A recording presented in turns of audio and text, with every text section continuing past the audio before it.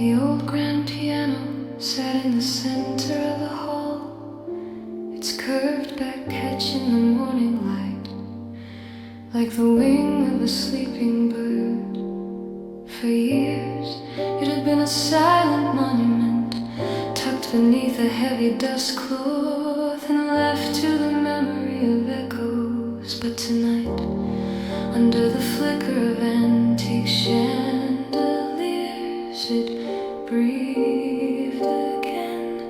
Imre had returned not to perform, but to listen. He had composed the music decades ago, haunting crystalline pieces written in solitude, never performed before a crowd. But now they lived, scattered like secret seeds across distant platforms and phantom frequencies. AI had taken them, cradled them, reshaped them. Sometimes he felt like he had whispered to ghosts, and now the ghosts were singing back. The audience trickled in slowly, strangers, skeptics, some familiar faces, aged by years. They were drawn not by invitation, but by instinct. Something was happening, something alive. Imre stepped up to the bench, adjusted the mic, and with a faint smile pressed one key. A single D rang out, low, clean, full of intent. And then he stood up and walked away. The piano kept playing.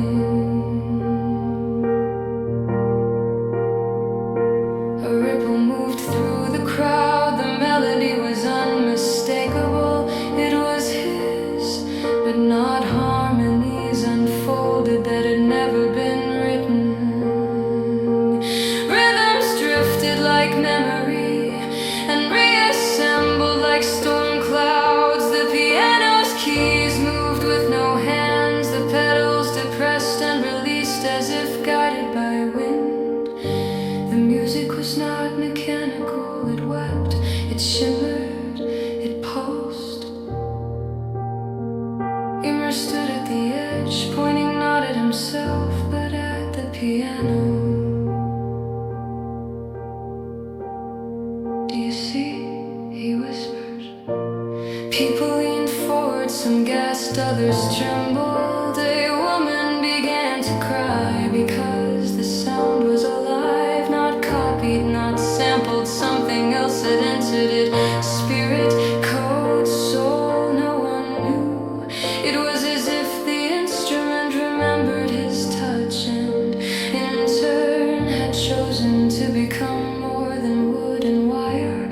Some would call it AI, others magic, but for Imre it was something deeper, a communion.